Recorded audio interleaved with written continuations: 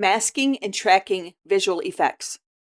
All standard visual effects can be constrained within elliptical, polygon, or custom masks, which you can manually animate using keyframes.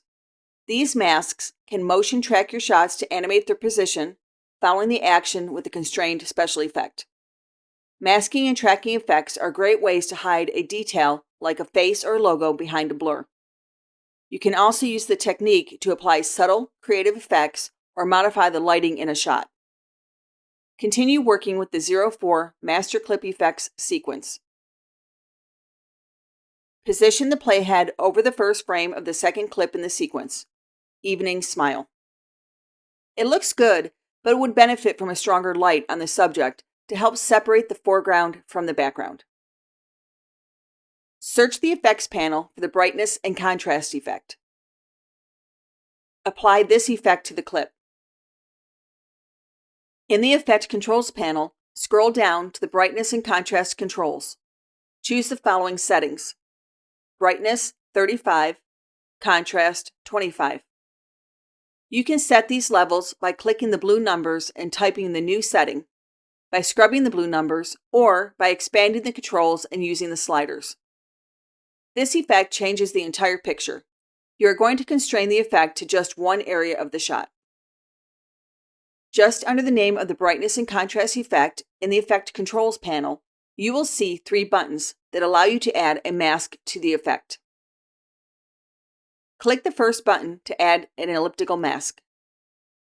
A mask is added to the Brightness and Contrast effect in the Effect Controls panel. And in the Program Monitor, the effect is constrained to the new mask region. You can add multiple masks to an effect. If you select a mask in the Effect Controls panel, you can click and modify the shape in the Program Monitor. Make sure the playhead is set at the start of the clip, and you use the mask control points, the small squares on the mask shape, in the Program Monitor to reshape the mask so it covers the subject's face and hair. You may find it helpful to adjust the zoom level for the Program Monitor to see beyond the edges of the image. If you deselect the mask, the controls will disappear in the Program Monitor. In the Effect Controls panel, select the name of the mask, Mask 1, to display the controls again. Feathering softens the edge of the mask. In the Effect Controls panel, set Mask Feather to 240.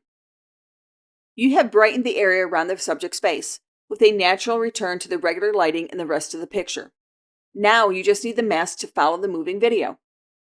In the Effect Controls panel, to the right of the Mask Path item, there are several mask tracking controls. Click the Track Selected Mask Forward button. Premiere Pro tracks the contents of the clip to reposition and resize the mask in order to continue covering the subject's face as it moves in the frame. The movement is quite subtle, so it is easy for Premiere Pro to follow the action. Scrub the Effect Controls panel playhead to see the movement of the mask. Deselect the mask by clicking away from the mask name in the Effect Controls panel, or by clicking an empty track in the Timeline panel. The mask handles in the Program Monitor will be removed.